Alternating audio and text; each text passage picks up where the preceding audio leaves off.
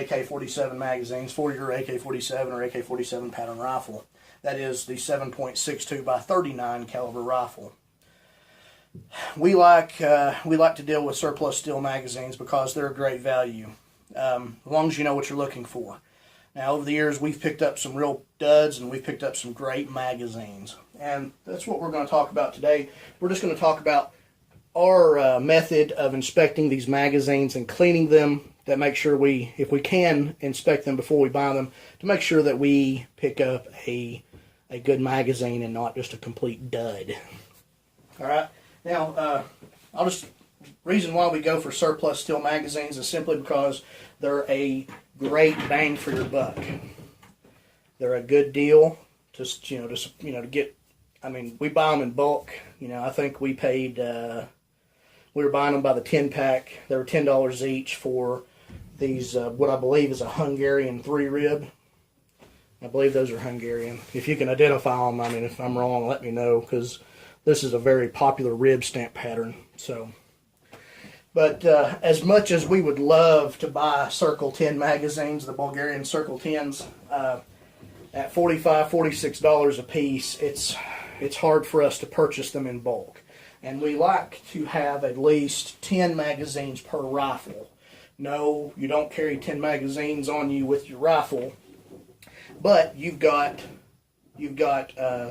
magazines set aside, certain numbers set aside for just for the defensive aspect of having a rifle around for defensive use. You also have magazines set aside for training use, that you use those in your range bag, or they're set aside, they're strictly training magazines. And you've also got backup magazines should you have a failure or part breakage. You can always cannibalize one good magazine to get another one running if you have to. But it's always good to have backups and spares, especially when you can buy in bulk and you can save money. All right, that's all I'm going to say on that. Not saying that Bulgarian Circle 10s aren't worth their weight in gold. I've never found a negative comment on those magazines, except for their price. Of course, I may be a little late to the game. I heard that they used to be a lot cheaper than they are now. But anyway, what we're going to do today is we're going to talk about how we, at Defense Resources, how we go about inspecting the magazines before we buy them, if that's possible. Now, if you're buying these magazines online, like we've done in the past as well, I would make sure that you're buying from a reputable dealer, someone who is going to back up their product. Should you get a lemon magazine that they will send you, they will exchange it, they'll send you a new one, or a one that actually works, or a replacement. Now, if you have the chance to inspect the magazines before you buy them, I'm going to show you how we do it. So I'm going to move these other ones out of the way here. Here we go. Now this is what your typical surplus magazine is going to look like. This is what most of the ones that we buy in bulk look like. They've got finish wear. Their high points are kind of polished off from where they've been carried in the magazine pouch. They might have some asphalt. They might have some asphalt marks where they've kissed the asphalt a few times, like this one. These two right here. Some people monopod them. They'll stick these magazines on the ground because they can handle it. Okay, but you're gonna have finish wear, so go ahead and expect that if you're looking at surplus steel mag. It's just part of the game. So, what we normally do when we get a hold of one, we'll look them over. And what we're looking for, we'll look all over, we're looking for major damage. Holes, busted welds, broken pieces, serious rust, pitting of rust that could weaken the structure of the magazine. After we do this, I'll look up and down the weld lines. You've got a weld seam in the front, and you've got a weld seam in the back. This is what's called the spine. Now, what you're looking for, like I said, you're looking for broken welds, busted welds, As long as it's straight and it's not crooked and there's no dents or chips missing out of it. The same goes here. Make sure you've got a clean weld line with no separations. From there, we're going to go up here to the top, to the feed lip area, which is a crucial stress area. You're going to look down through here and you're going to see, okay, is that straight? That needs to be straight. You don't have one feed lip bent down or one feed lip bent out, because these things can be dropped. They can be dropped whenever on a reload. They can be dropped onto their feed lips. So it's always good to inspect them to make sure they're even and straight. Again, even through here, straight, no chips missing, no major dings. Make sure the rear notch is reasonably even. Now it's going to get a little beat up. Make sure there's no cracks, no separations. The front, make sure your front catch, make sure it's nice and sharp, and there's a little nub there. There should be there. From there, you're going to start inspecting your lugs back here. Like I said, you're looking for cracks, welds that have let go. Same with your side plates. Everything should be attached very well, very securely. From there, you're going to look at the body. Now, from our experience, the best way to look at this is to hold these up to the light and let the light reflect off of the body so you can see any imperfections that are on here. Now, it's easier said than done with some magazines because the finishes can vary, differently, but that's what we do. We hold on to the light, let the light reflect off of them, and it will really show you any dents, dings, or divots that are on here that may impede follower function. While we're talking about the follower function, it's also a good idea to go ahead and press that follower down as far as you possibly can. That's to make sure that there actually is a spring in here and that there's a smooth function of the follower. Now, it's not going to tell you everything down here, but that follower in there is about that long. So it could tell you that the body of the magazine is not going to impede follower function from here to here. So that's just a little, it's not a catch-all, but it'll tell you a lot about the magazine. After you've done your body inspection, you haven't found anything significant, we go down here to your base plate. Now, the base plate, like we've said, has got a lot of traffic on it, a lot of divots, dings, chips, chunks, and all that good stuff.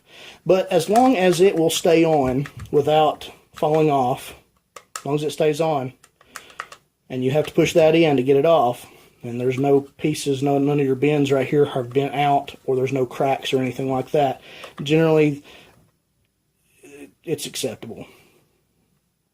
So, that being said, I'm going to show you a few magazines that did not pass muster. This right here is a 30-round steel surplus East German magazine.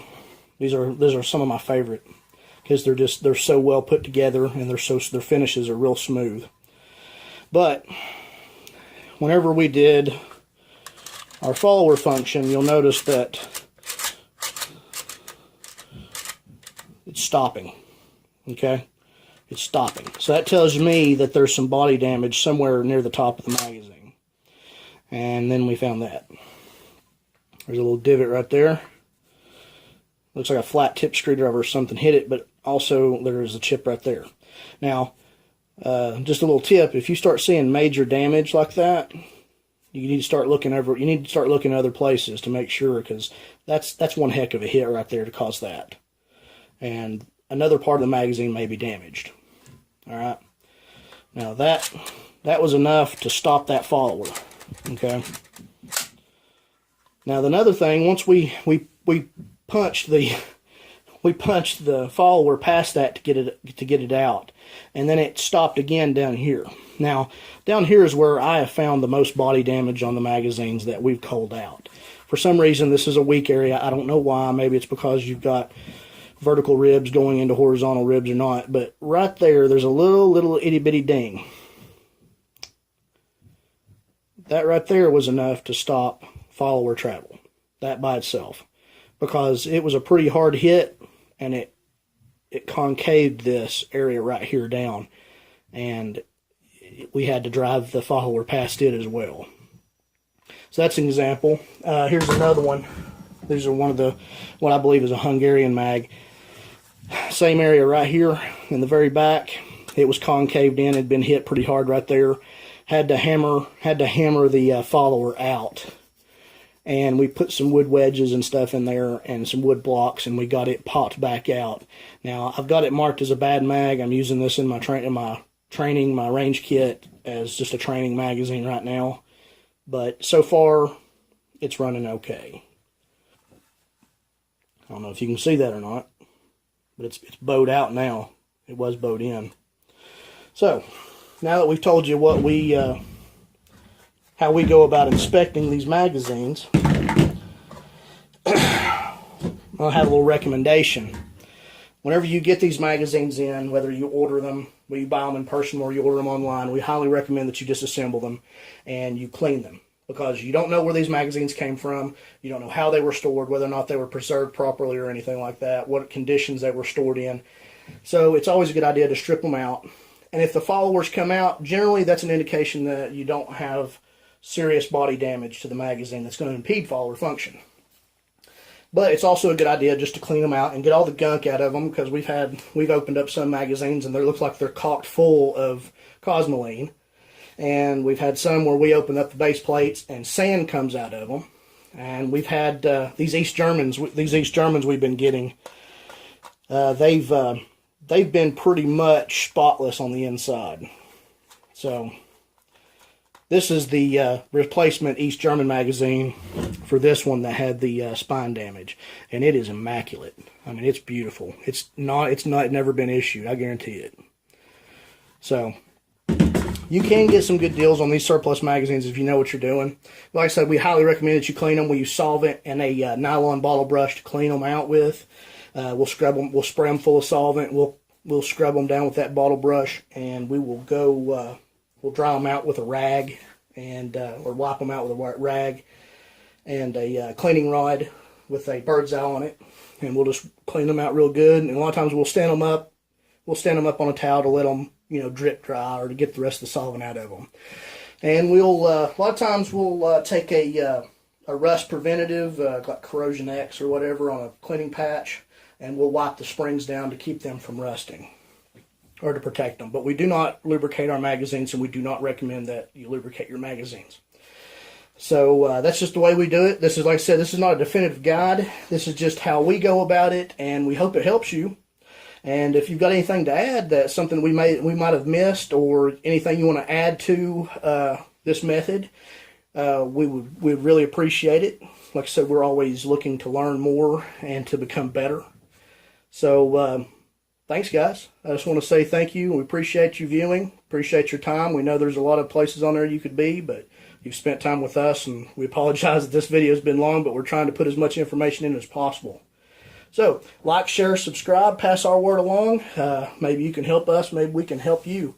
So, hope you guys have enjoyed. See you next time.